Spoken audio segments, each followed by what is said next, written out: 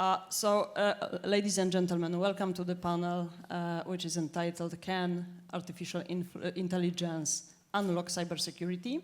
My name is Joanna Swiatkowska. I'm the Deputy Secretary General at ECSO, European Cybersecurity Organization, and I will have tremendous pleasure to serve as your host for this, as I believe, very interesting and hopefully engaging panel. Before I will say just a few words about the content of this session, let me please start with the most important element, which is obviously the introduction of our distinguished panelists. So we do have here today with us Brian Harrell, former Assistant Secretary for Infrastructure Protection at US DHS. Thank you so much for being with us, Brian. We have Dimitra, Liveri, Head of Unit for Resilience of Critical Sectors at ENISA. Thank you so much for joining us. We have Mark Rayland, Director, Office of CISO at Amazon Web Services. And last but not least, Benoit Grünemwald, CEO of ESET France. Thank you so much for joining. Ladies and gentlemen, I guess that the title of this session compels us a little bit to examine the real potential of artificial intelligence to revolutionize cybersecurity as such, of course, in particular, cybersecurity strategies. But I think it's also important to say that it compels us to distinguish where we are exactly in terms of actual advancements that are brought by AI and where the potential hype that exists in the field also begins. I believe that, like many of you, I'm quite fresh from RSA, the largest cybersecurity expo on the globe. And if you were out there, you saw that the air was absolutely thick with AI-powered this, AI-driven that. So if you think about it, and if you look at the market, all those massive amounts products and solutions which are AI-centric, if you look at it and if you believe that this mass of different solutions speaks about the reality, then most likely we are observing some kind of a important or maybe even tectonic paradigm shift when it comes to cybersecurity. But to be honest, with this panel, I would like to cut through that noise and understand, is it really reality, or are we talking a little bit about the marketing? To what extent AI is helping us as of today in boosting our cybersecurity postures, and to what extent we still have to wait for, let's say, groundbreaking developments. With this panel, I guess that we will have absolutely unique opportunity to look at this topic, at this challenge from very different angles. We do have representatives of public institutions, former representatives, current representatives, so they can speak more freely, they can speak with the mandate of the current institutions, but most importantly, we also have practitioners. So we have people that live and breathe all the technological solutions every single day, and they can speak about the reality firsthand.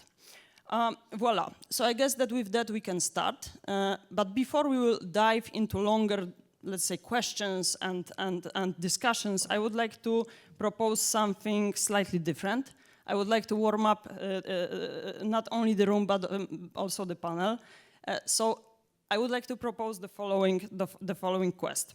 Why don't I ask you two very short questions, or maybe I will form them in a more like a statements, and I will ask you to answer only yes or no, okay? And then we will have time to, of course, discuss at length all the nuances related to those questions, but let's start with that.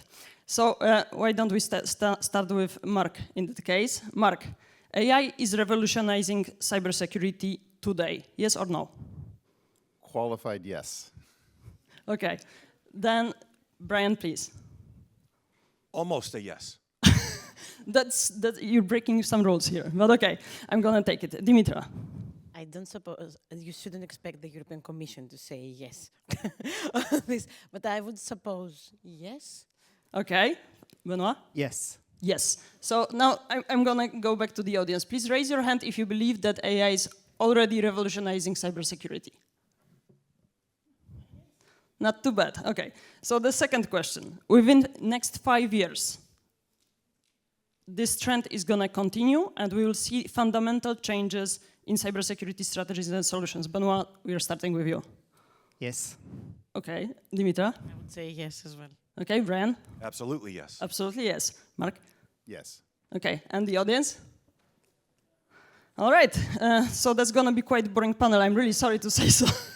I was hoping for something more provocative. No, jokes aside. Wait till you hear my qualifications. There you go. I'm very much looking forward to it. Mark and Benoit, I'm gonna start with you. Since you believe that, let's say this change is already here, why don't you tell us about some real existing AI applications that are truly changing the reality, of course, from the cybersecurity perspective? Benoit, would you like to start? I always look at this through the perspective of predict, prevent, detect, respond, and compliance, which is my way of thinking if I want to cover everything. And what I see is that with AI, we today help risk analysis and management, and mostly based on CTI, cyber threat intelligence. We do leverage this cyber threat intelligence to better understand the threat actors and how they operate as from the crimeware and APT world. And with this in mind, we can think that we will go to a next level as well as in our companies, organization, as well as, I would say, a European institution with Cyber Solidarity Act as an example, and with NIS2 in the organization. That said, we still need to check materials like malicious file, malicious website, attackers' behavior, and that's where the artificial intelligence helps us a lot to counter this attack and to prevent them, which is maybe the most important. And if we look at not only the European institution or the government and the big companies, there's also many small companies who are impacted. And we see already that this is artificial intelligence help them to face the growing and sophistication of threats done with artificial intelligence on the attacker side. Quick follow-up question to that, if I may. Do you really believe that those smaller organizations are ready to actually, like plug and play with AI? Or do they need to have certain help, assistance coming from, let's say, even outsourced organizations? We can think of AI in two manners. The first one is that since 1997, since a very long time, we had artificial intelligence in our solution with machine learning. So there is a hype now, but since a very long time we are using it. So and it was not accessible to the end user. It was inside solution. What is changing now is from 2020, transformers help us to create more actionable relationship between the solution and the users. And so they will adopt it because it's in front of them and it's easier. Thank you so much. That's truly interesting. I think that we will have some nice phrasing after the panel. Let's say that AI is now empowering end users with their cybersecurity protection, which is quite a nice concept if you think about it. Mark, please, over to you. Sure, I'll start my qualifications, and Benoit, you've anticipated one of them. We've been using AI in systems for a long time, and if you look at the computer science field called artificial intelligence, you'll find, again, deep neural networks have been there a while, and they've been very transformative in terms of the capabilities of our existing systems. There's an area of AI called formal methods or logical proof of correctness. We've invested very heavily in building systems which integrate what was once a very academic discipline into everyday part of software development, so that, for example, when we release an open source library for post-quantum cryptography, which we've done in collaboration with several other companies and academic institutions, we also release, as part of the GitHub repository, formal proofs of the correctness of the algorithms, so that we're catching a lot of bugs that would have previously gotten through without these technologies. So that's been already very transformative, some of these historic ones. Of course, everyone's very excited about this next generation of AI, which the transformer architecture, what's called generative AI, and that also will be very transformative. But I think, you also touched on this, that we continue to invest very heavily in the more traditional predictive analytics. Very, very useful when you're doing things like log analysis or dealing with more structured data, recognizing patterns that no human would ever recognize, for example, and allowing us to say, okay, there's a probability that this particular flow is an attack. Here's the probability score. And in our system, we automatically block attacks on our customers when the probability is very, very high. We don't block everything that, at every level, because there might be, actual production systems that we can't say for sure this is an attack. And so we're going to be cautious in terms of what we automatically block. But once we reach a certain level of certainty, we can automatically block at the edge of our network all kinds of probes. We have a 27 trillion EC2 network probes, port scanning we blocked in the last year, billions and billions of S3 probes. That's the kind of thing you can do, and we do today. But I think where generative AI really is beginning to create a new level of transformation is in human-machine interfaces. That's where you see tremendous benefit for things like runbooks or summarization or translating. Even unstructured data now becomes much more amenable to automation and to processing, and that's having a huge impact on things like security operations, all kinds of code analysis. Obviously, generating code is a huge important use case. Well, again, you can think of that as a translation function, because I say in human language, write me a Python function that does the following 7 things, and the system emits the Python code that does that. Now, what we can also do is we can build in traditional static security checks into that code generation. We used to have that as a separate product. Now we just build it into our AI code generating product. So we're already getting all the traditional benefits now mapped on top of that, this great productivity gains that we get from these technologies. So we're still at a phase where human in the loop is I think important, and quality is not perfect of these systems. Highly efficient, they can make you go 10 times faster, but they do still make mistakes, as humans do, of course. So I think that's maybe the remaining kind of caution is we're still probably early days in terms of reaching the quality levels that we want for the kind of more end-to-end automation. But I think we're on a journey, and this point in the journey is tremendous excitement, because this next phase has been one that I don't think most people did not clearly foresee, and yet it's happening very quickly. Mark, again, sorry for the follow-up questions, but these are such an important and interesting remarks that I think that there are immediately some things that I would like to discover even more. You say that the quality is not what you would like to see in the perfect world, but can you say something about the speed of improvement? How fast do we go in the right direction? Speed of improvement is incredible. Every 2 to 3 months we see big improvements in the quality of the large language models, the multimodal models. Try to get that out, even if you are an English speaker like me. Very rapid improvement. Kind of asymptotically approaching the kind of perfection we want. Of course, the probably remaining question is, will we ever reach the level that we can just literally make something fully automated end to end without human judgment? And I think there will be a pretty long period of time where, for kind of critical decisions, we'll want human judgment as part of that. But even in the traditional machine learning world, we've developed techniques and technologies where our predictive analytics systems will say, I'm 95% sure this is a problem, and present to a human judgment person, okay, here's the data, here's what I think should happen, click yes or no. And then we, of course, turn that into reinforced learning. And once the models get to the 99% level, then we flip the automation and we say to the humans, oh, by the way, here's a list of things I just did. If you think any of that was a mistake, please, take action. And eventually there's systems where you can literally, that just becomes like a weekly audit report or something. So there's a whole progression where the human interaction is modeled and transformed over time as the quality of the systems improve. Okay. Thank you so much.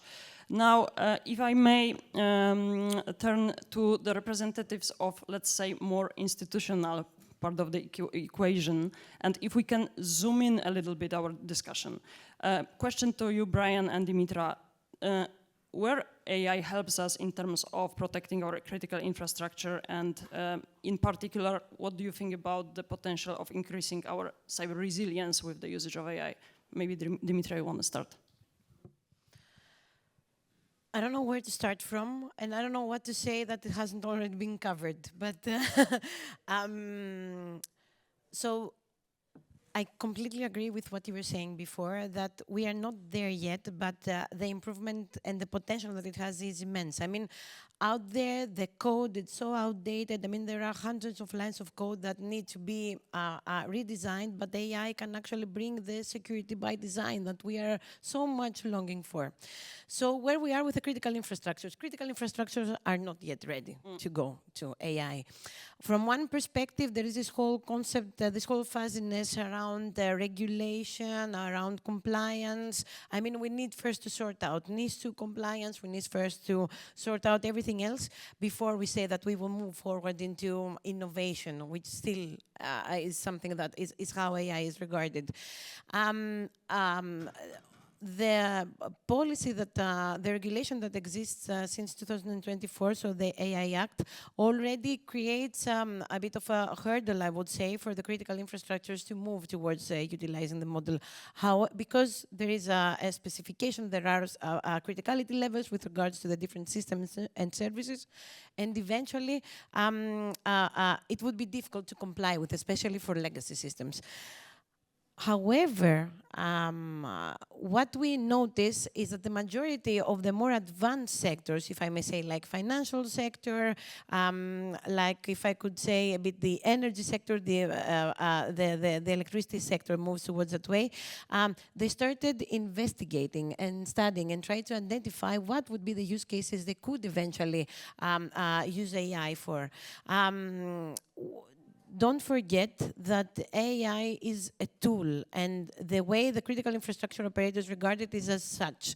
In these years that we are living and they are operating, where skills are so scarce, AI comes to them as, I don't know, as a gift. So it's not that they will be replacing people or skilled personnel, but they can cover the gaps that they already have. So this is more or less how the critical infrastructure is regarded. I would not, I don't expect me to tell you that hospitals are there. They are not there. In some member states, there is a support from the national authority for the use of AI, with a very strict framework around it.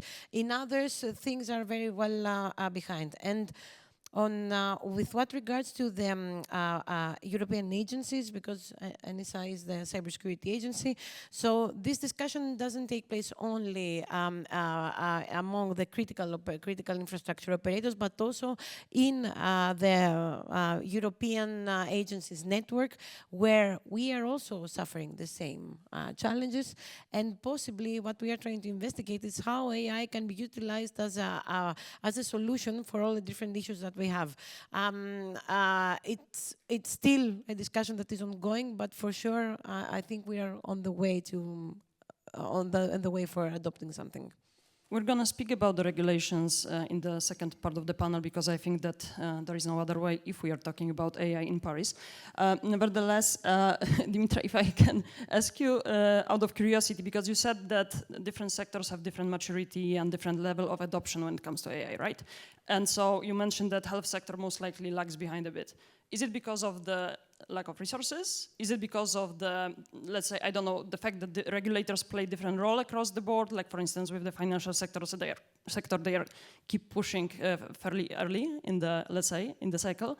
What would be the reason? So if you ask me specifically for the healthcare sector, I think the reasoning is a mixed bag of causes. I mean, from one perspective, there is a lack of investment. So, I mean, we heard it also in the morning from the European Commission. When a hospital gets budget, they will immediately invest it on new equipment, on personnel, etc. They will never have a priority cybersecurity. From a second perspective, is the nature of the data. I mean, okay, the elephant in the room with regards to AI is GDPR, is over our personal information. So we are not there yet. We don't know how to handle sharing personal information, personal data with AI models. These are the two main reasons. Of course, maturity plays a role. I mean, we don't expect, and I can give another example, we don't expect public administration, that is a critical sector under NISU, to adopt AI soon because of it, the diversity of the nature of the sector. So many different reasons. The ones that could be the early adopters are the ones that are more mature and they are more stable as they are now. They haven't solved all their issues, but they see the potential there. Thank you so much. Brian, finally over to you. I should have gone first because you did a great job, and now I have nothing to say, really.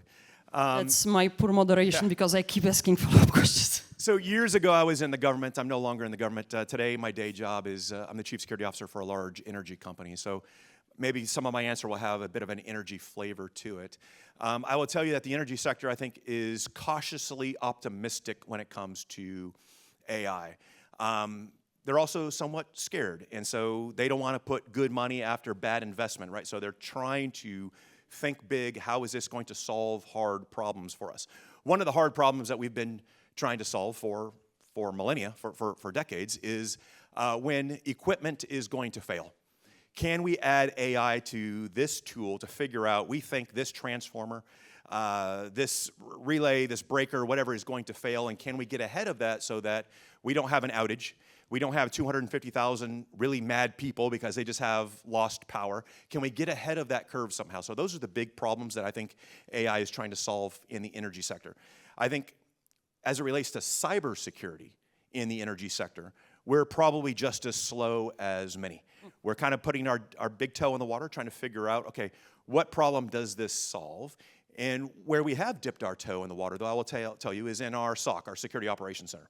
And it happens to be on the physical security side, where we can utilize AI in some of our cameras to say, okay, this is an actual person with an actual gun, or this might be a deer just simply rubbing up against our fence. And we can quickly get from point A to point B without spending a lot of resources, time, and expertise to figure out the answer to a very basic question. So in terms of it force multiplying our SOC analytic skills and resources, it has done that. I think the next step is to prevent,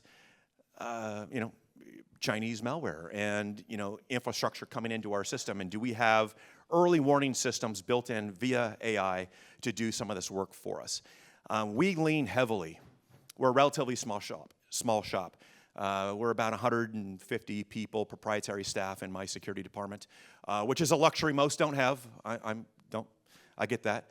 However, I can use 150 more people because threats aren't falling off the plate. They're simply being added to the plate. All the threats from 1980 still exist, yet we're adding all of these to it. And so as we sit around, all of us policy wonks in this kind of forum, recognize that there is a bit of a gap between us thinking big and leaning forward, as we should, and those that are tactically dealing with this day in and day out who are afraid to make the investments. And I think if you're wearing your sales cap for the day, we really need to hone in on what problem are you struggling with and how can this tool solve it. Thank you so much. I would encourage all of you to start thinking about some potential questions that you might have to the panel, because I will open up the floor fairly soon. But before I will do that, I still have a couple of questions to our dear panelists, and maybe I'll go back to Benoit, if you don't mind. So ESET. ESET is one of the, let's say, the most well-known European companies when it comes to CTI, when it comes to endpoint protection, obviously. Now, Brian mentioned already that, okay, we've been dealing for years with, let's say, old-school threats, whatnot, but AI is only adding to that, right? And I think it's quite clear that the threat landscape is evolving quite heavily these days, and AI stands behind it. And I think that there are some new elements that will hopefully require a little bit, like a more proactive approach on our end. I'm talking about cyber defenders. Let's think about, I don't know, like for instance, AI agents with the capabilities of self-reflection. I mean, this is something new to the field, right?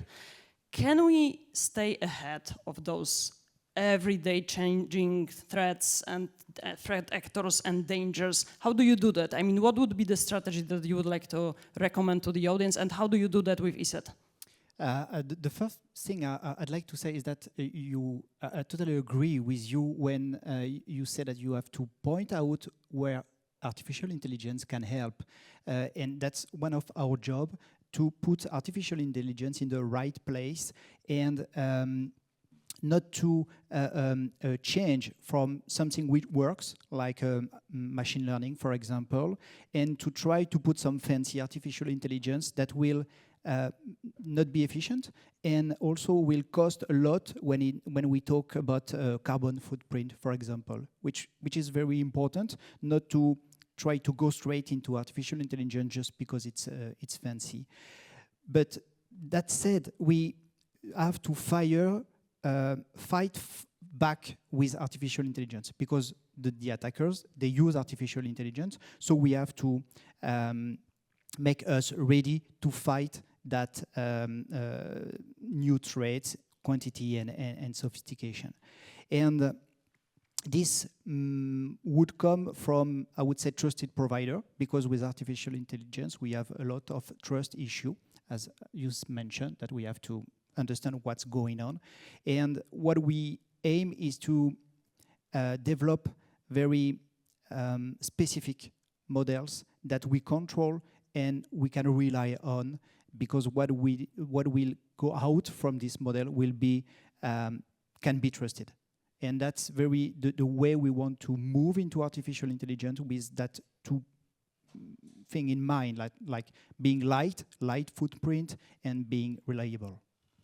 Reliable. Would you say that this is also, now when I think about it, potential chance for Europe to stand out with some, let's say, unique products and solutions that can be better tailored to, let's say, what we observe in terms of the threat landscape in Europe? Let's imagine that we will move forward with the data spaces project that European Commission is heavily investing in these days. Do you think that this is our chance to build some, let's say, specific models that would help us to combat the threats better? The most important for us is to comply with the AI Act. And I would say that anyone will choose his champion. And we follow and we comply with the European AI Act. We have some competitors who are not from Europe and who maybe will comply with some extra other regulation. And anyone will pick the one that fit his value. Okay, thank you so much. Mark, coming back to you. So obviously, AWS underpins massively the, let's say, global digital infrastructure. So beyond securing your own infrastructure, you also have, I would say, super unique visibility into what your clients, what your ecosystem is doing in terms of utilizing novel solutions, including AI, towards, like boosting their cybersecurity strategies. Would you be so kind to share with us any interesting, cool examples of how your clients are actually, using AI for their purposes? And let me remind you that you promised to me to be provocative. Sure, I'd be happy to. But I think as a kind of prelude, but on point, I think, to your question, it's really up, I think, to the technology suppliers more than the end users to come up with the proper application of AI for something like cybersecurity. I would hate to see a hospital try to develop expertise in AI cybersecurity. I would hope that they would be able to acquire technology that benefits from these improvements. And I would love to see them apply AI to their medical use cases, right? That's where their expertise exists. So I think that's kind of the division of labor, division of expertise, I think applies very much in this space as well.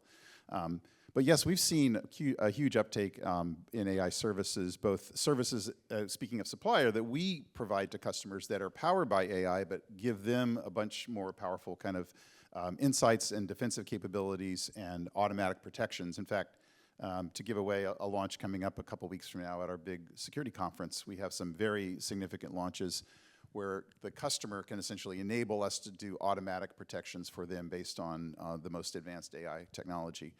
But we've also been able to use it for dealing with external threats and cooperating with governments. We've been involved in some interdictions around some of the APTs, some of the Ukrainian infrastructure. We were able to help pinpoint and take down some of the actors, advanced actors targeting some of their infrastructure, as well as Russia-linked malware groups who had created a bunch of elaborate kind of DNS infrastructure that we were able to kind of go past the first layer of, obscurity and see connections that, because we have this massive graph database essentially of all the DNS, you don't have to use our DNS service, but many customers do, and because they do, we get to see a very, very large swath of kind of the lookups that are happening on the internet, and therefore we can begin to detect patterns of abuse that would not be clear unless you had that broad visibility. So I think those are some examples of the kinds of things you're talking about. But also I want to point out that there's much more we can do here, and the industry can do, and we're working very actively. There's actually a really interesting example that you should be aware of. DARPA, which is the Defense Advanced Research Project Agency in the U.S., has sponsored a cyber security contest. We've been somewhat involved in helping with the hosting and some of the design. And what the goal of the contest is, we're going to give you some large open source projects, and we want you to develop an AI system that can detect and remediate unknown vulnerabilities, 0 days. Now, the results of that contest will be announced at Black Hat in August, but I've already am aware of some of the preliminary work, and it's pretty incredible. Any sneak peek?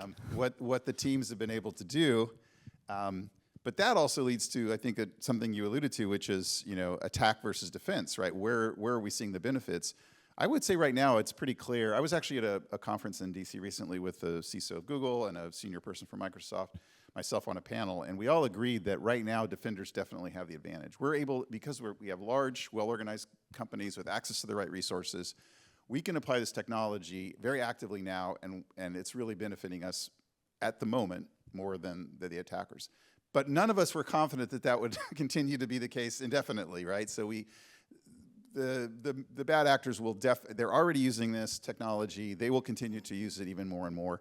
And if what begins as say an advanced research group at at a research university can detect and remediate 0 days in the Linux kernel, for example, it's probably likely that at some point adversaries will have that kind of capability, the detection, and maybe even development of exploits automatically.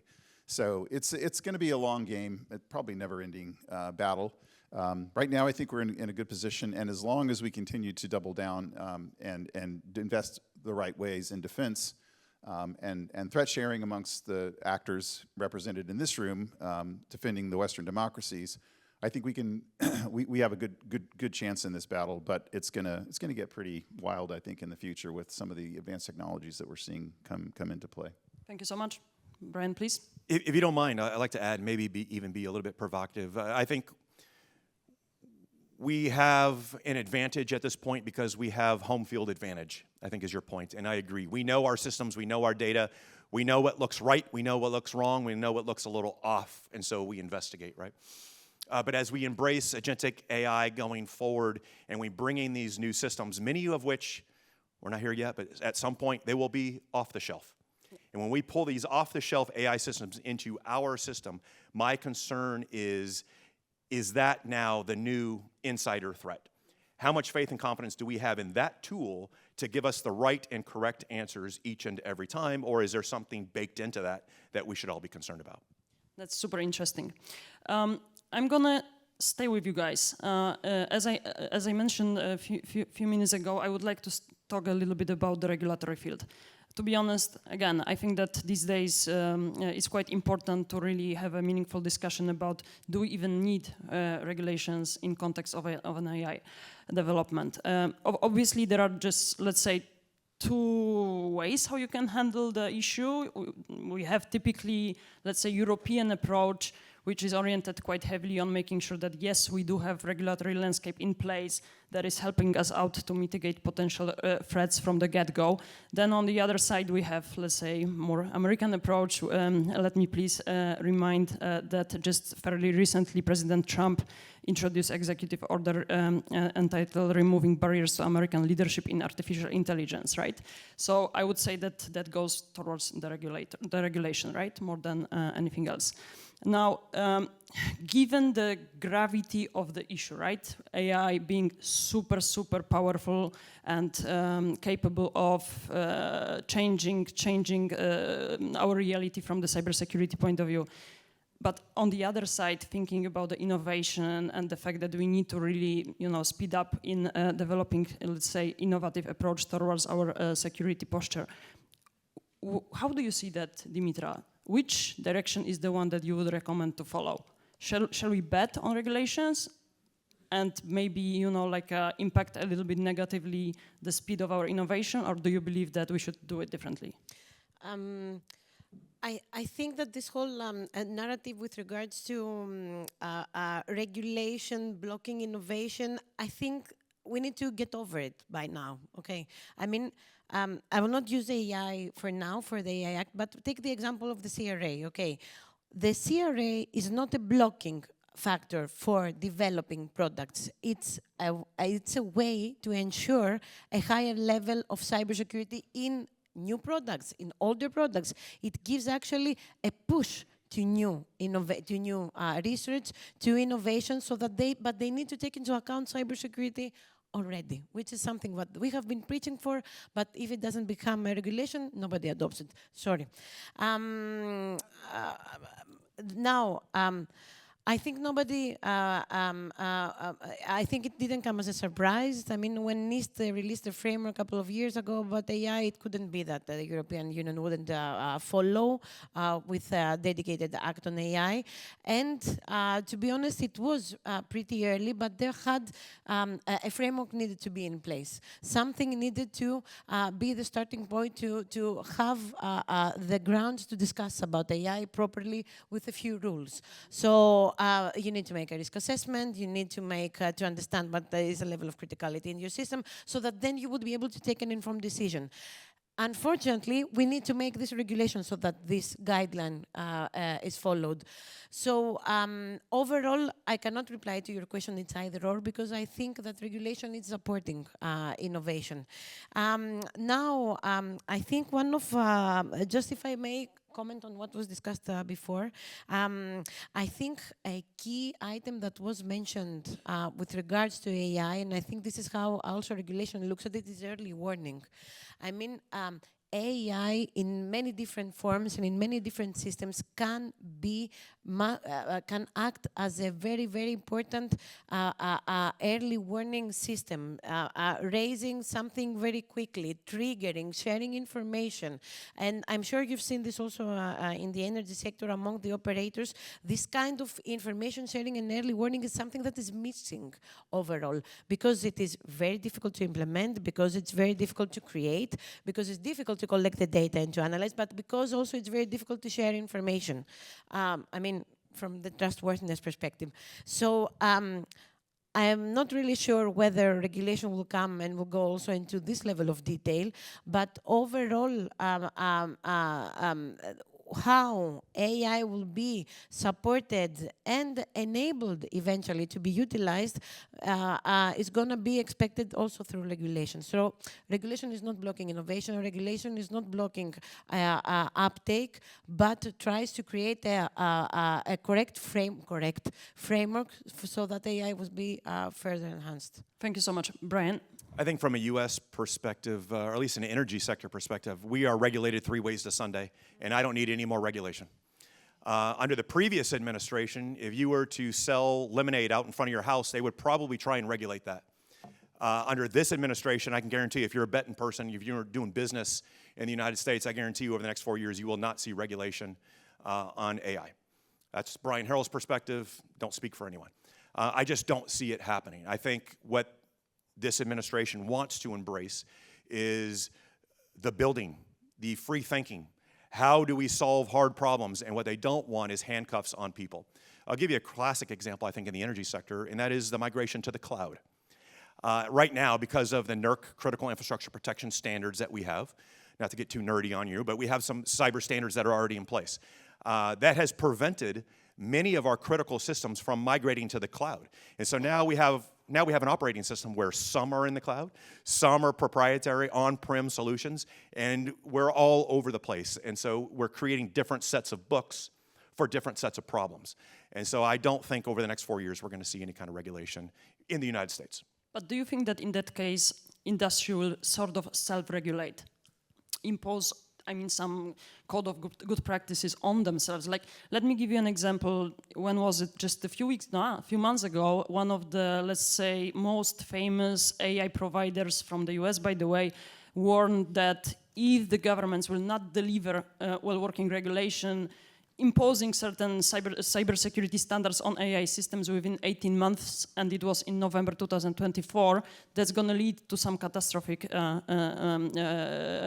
events. Now, what they said is that, okay, if the governments will not stand up, we're going to do it by ourselves, in our own way. So maybe that's the trend that we'll see.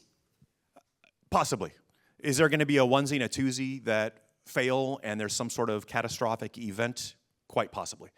But I think for the other 98% of that particular solution, you're going to see it drive innovation where it really comes down to money. Are we making money for the ratepayer, for the tax member, for the citizen of the United States? That's really going to be one of the major drivers. Okay, thank you, Dimitra. And then Mark. Mm-hmm. Sorry. If I may add to this, I truly believe that there will be a kind of a self-regulation there. And I will explain what I mean specifically. I mean, when we talk about the European Union, we talk about 27 different administrations, so different concepts, different mindsets. But the sectors have started creating common mindsets in some cases. So, for example, the financial sector will not wait for regulation to come with regards to utilizing AI. First of all, they have all the budget they want to make an investment. Secondly, they do see this whole concept and the benefit of getting this kind of information on 0 days, on prevention overall. And for them, this is more important than waiting for a regulation or achieving compliance. So they will self-regulate. Information sharing is happening in flawlessly, so they will be able to creating a code of conduct, creating a few guidelines on how they want to use it, just for the sake of fair game. And we expect that some sectors will move forward without expecting regulation. The problem will be for the other sectors that are lagging behind, that we see that they strive for regulation. As I told you before, the European Union and the member states, without regulation, usually they don't move, or they move very slowly. So I wouldn't want to say that there will be something coming soon. I don't expect this at all, because we are still working on implementation of the AI Act. But overall, I think that the early adopters, we need to be a bit optimistic that they will self-regulate. Thank you so much, Mark. A lot of really interesting topics and much I want to say, but I will start off by saying that self-regulation is happening already. I mean, a lot of companies have made voluntary commitments at some of the AI summits and other places around charting a path around responsible AI. And we also, a number of the large players published what are called safety frameworks at the Paris summit in February. And a safety framework is, of all the things in the kind of general area of responsible AI, there's the most critical risks generally agreed to be there's 5 really critical risks. They're called CBRN, so chemical, biological, radiological, nuclear risks, and the 5th one is offensive cyber. So these are areas where everyone agrees that you do not want bad actors to get access to systems which can help them create, harm to society in those categories. And so all the major vendors, of course, agree with that and have essentially, committed to pretty, rigorous type of self-regulation that involves testing all their systems for those risks, using red teams internally, externally, hiring experts in all these fields, and making sure that as this technology becomes more and more powerful, we can avoid threats of that kind. So that's happening. And we also have there's an organization that we're a member of called the Frontier Model Forum, where, again, very large players get together for these exact discussions around threat sharing, understanding the government landscape, and also having a collective way to address regulatory concerns as a vendor community. So I think that's happening today, and I think you will continue to see that. I do think, though, there can be, I want to push back a little bit on, there can be tension between regulation and innovation. Something just as simple as prioritization of investment. So if I'm required to go meet a new technological standard that I didn't otherwise think was important to my business, then that's going to take away from my ability to invest in things that we believe are more important for our customers. So there are these tensions that exist. So we can't completely gloss over those, although I agree that in many cases, if you're setting a floor that you want everyone to adhere to, it makes sense to do that. Another area that comes up in my world regularly is threat sharing is often inhibited by privacy regulation. So we have very rich databases of bad IP addresses, bad browser hashes, bad TLS hashes. We have all kinds of information that we use to protect ourselves and our customers. But we can't trivially share that with other companies in the industry because it would be arguably a violation of privacy regulation. We're working on things like privacy-enhanced sharing. So privacy-enhanced technologies, there's technologies that allow you to do sharing of information in such a manner. For example, there's homomorphic encryption, which is a way of doing sort of queries on encrypted data. There's technologies for the query, something like, I can't see all the IP addresses in your collection of data, but I can detect if one I have is matched by yours. So then you can take the legal position that we didn't share the IP address, but we only shared the commonality of our two databases. But that's actually a really important and pressing topic. We're really trying to work hard to come up with more cross-organizational threat sharing, and I think that's a problem that as a community we're going to have to really address, is how do we do that in a way that meets expectations, social expectations, and prioritization, really, right? I mean, are there priorities we have to choose in terms of collective defense that might impinge on other priorities we have in terms of privacy? So just a couple thoughts on some of these topics. Thank you so much. Benoit? We participate not that long to endgame operation, and with the law enforcement, Eurojust and Europol, and it's a good way for us to share information in a very well manner. And we also have some consideration with being prepared. Like if we want to be effective, we have to train ourselves, and we also participate in the Log Shield, which is held by the NATO Cooperative Cyber Defense Center of Excellence. And in that way, we can all together coordinate and be prepared to share information in a very well manner.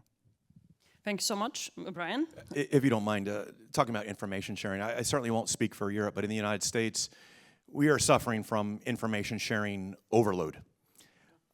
It is to the point where it's just white noise. I'm getting 15 emails a second from the Fusion Center, from the ISAC, from CISA, from the FBI, from DOE, you name it. This is a good problem to have, I'll be honest. But at the same point in time, if you are a company that hasn't racked and stacked based off of risks and you don't understand what your own crown jewels are, then that's all it is just white noise. So you really need to focus on, through data classification, understanding what your infrastructure is, having visibility into your own infrastructure to understand if this information is even useful. Because I would argue that 85% of the information that we receive on a daily basis is vanilla. All right, maybe automation should help. Yeah, I was going to say that's a great Gen AI use case, actually. Exactly. To classification. Dimitra, and after that, data. I will open up to the audience, please. Could you give some information to Europe, because Europe doesn't share at all? I mean, it's very, very hard. There is a massive. I mean, for the past few years, there is a massive effort to create the ISACs, to have the operators together. In some cases, in some marvelous member states, this works at national level, where the operators, they get together from one sector. Even the hospitals, they are getting together in one room and they are talking about cyber. It doesn't happen in all the member states, very few. But overall, when with regards to European sector-specific ISACs, very few of them have advanced in what you say, having a MISP, discussing, sharing IOCs and all this. I mean, this is a dream from the future for us. So if AI would be a way, or would convince somehow more intensive information sharing and instant reporting as well. It's not only information sharing. One of the major issues that we have with instant reporting, compliance instant reporting, okay, it's required by regulation, is that operators are not sharing the incidents. We are getting information about Sol typhoon happening, and the operators are not sharing. So they are not reporting. So there is something going wrong with the whole mindset around information sharing, and yeah, we would really love to receive even the vanilla stuff. So share with us. Well, what can I say? CTI for AI, AI for CTI in that case. Do we have any questions, ladies and gentlemen? Here we are. If you can please introduce yourself, sir. Hello, former SOC analyst here. I have some questions for you, so thank you for your presentations. So when I was a SOC analyst, what was really time-consuming was to contextualize the attacks. Where are these IP address? Who are the users? What are they doing? And also it was to teach the users about the best practice and why they shouldn't give their passwords to their colleagues or friends. And for this, we didn't really need AI. And I have this impression that we have some technology and we are trying to find some things to do with it, and we don't really know what. And on the other hand, as you said, to share IOCs and to share threat intelligence would be a dream. So why not focus on what you said, that is just sharing between private and public, what are the information that we have, to contextualize them better than to invest billions and billions of dollars in AI, for which we quite have only a few things to do. So why not focus on the real struggles of today and not on some possible threats? Thank you. Anyone would like to comment on the quest for prioritizing the AI usage? Okay, I start first. When it really depends, information sharing really depends of the attackers. When we work with law enforcement, with the information that we have, we keep it as long as the operation is not disclosed publicly. And we also have a lot of information that if we disclose it to a wide audience, it will help attackers understand how we found them and how we can fight them. So it's information sharing is quite difficult, and it has to be very done in a very strict way. But if it's about crimeware, ransomware, or whatever, it's more easy because the information sharing is quite useful right now, and it's not a long-term issue. Thank you so much. Mark? Yeah, a couple of quick thoughts. First of all, I think your SOC analyst use case is an excellent use case, and that was one of the first things we did with generative AI. Was you mentioned contextualization is one of the fundamental problems. You get an alert, you see something bad happening, but you don't know how bad it is. You don't know, what the related things are, and so the analyst then spends time tracking down, essentially creating a sort of mental graph of all the things going on. And if that graph can be presented to you as part of that initial alert or within seconds of that, then yeah, I think you'll get much more efficient. That said, I do agree that there is a lot of experimentation right now in the industry. It is a shiny new toy that is super powerful and not really clear what can and can't be done with it. So you could argue that we're kind of wasting some energy on these experiments. I guess I would say the promise of the technology justifies a pretty significant amount of experimentation. And I think that's happening. So that's a couple things relative to your question, but it was a good question. Thank you. Dimitra? If I may add, thank you so much for the question. I think it's not an either or that we are trying to invest on something instead of something else. I think there are streams moving in parallel. So from one side, you want to improve overall the AI in being able to analyze even more data. On the other side, indeed, what we heard as a use case for SOCs and for CTI is something that is happening. I think what you mentioned on awareness raising is very, very important as a use case. We can regard, I will repeat myself, especially because of the lack of skills, we can regard AI again as a tool that will create this awareness that we are striving for, the human error, the password in, I don't know, in plain text, where you just create a small script and you check all the PCs in your network and you just create warnings. No, you shouldn't save it there. Here is the password manager.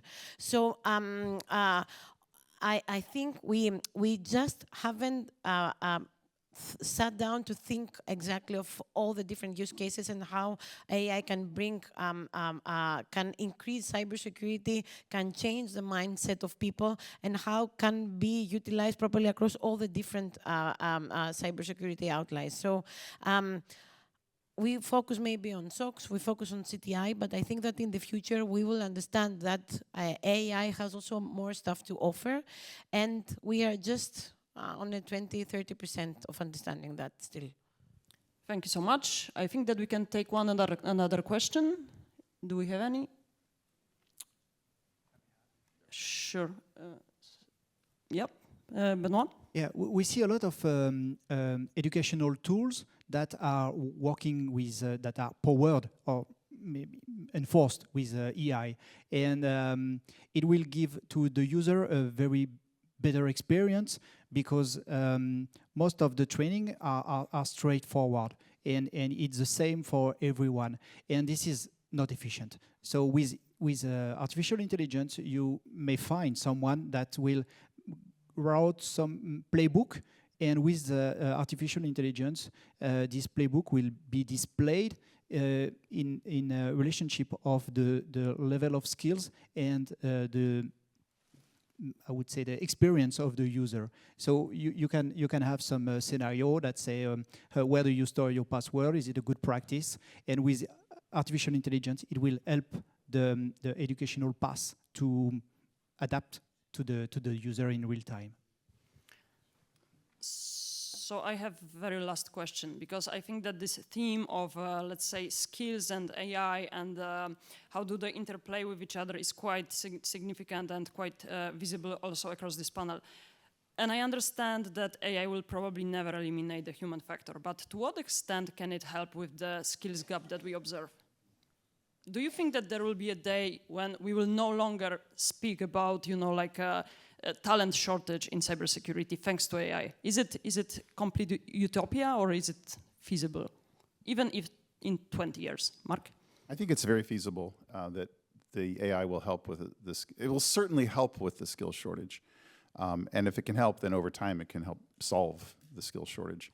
Now the skills may need to migrate to other areas because there'll always be, you know, I think there'll always be layers where human judgment, human intelligence will be necessary for continuing to progress some of these technologies. And you know, there are indications, for example, in the academic literature, there's a phenomenon called model collapse, which is if you train models on the output of models, they start to get dumb. And so there seems to be, although this isn't obviously, you know, absolute truth, there's indications that you'll always need some kind of human intelligence as an input to systems that are then able to, you know, mimic and that intelligence. Not just mimic, I don't want to downplay too much, because the thing that's really astounding is the systems can recognize patterns that no human has ever recognized before. And this happens all the time. For example, in academic research, you can see insights that literally no scholar in that field has ever had, because they had not ever, you know, put two and two together about something that once it's pointed out to you, it's like, oh, that's kind of obvious, but yet no one had ever noticed it before. So there is that type of creativity. So don't get me wrong, there is astounding things that will result from these AI systems that will, you know, kind of continue to surprise us all.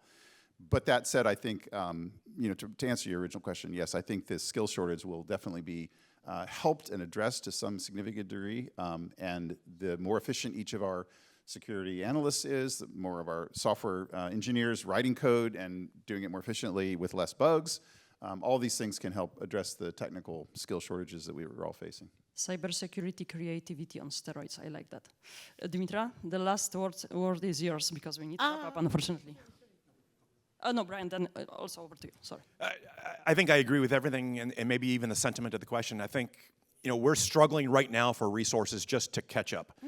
I have 10 open billets right now that I'm struggling to find good people, good talent that are qualified to come on in and do some work today. So I'm hoping that in the near term, we can solve some of the nearest alligators to the canoe, so to speak, to use a stupid cliche.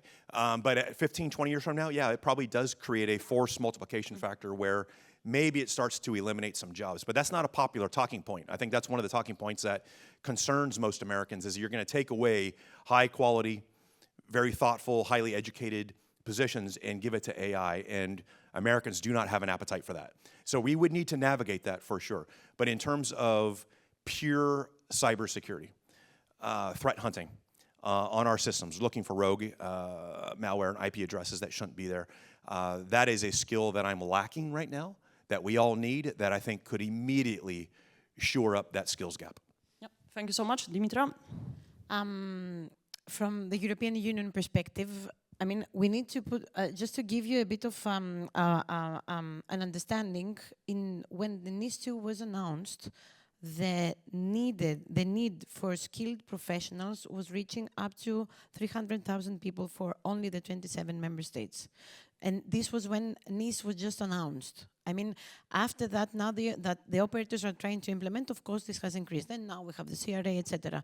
So the answer to your question is we would wish that AI would help in the skills gap, because based the supply currently cannot even touch 40% of the demand that is requested out there.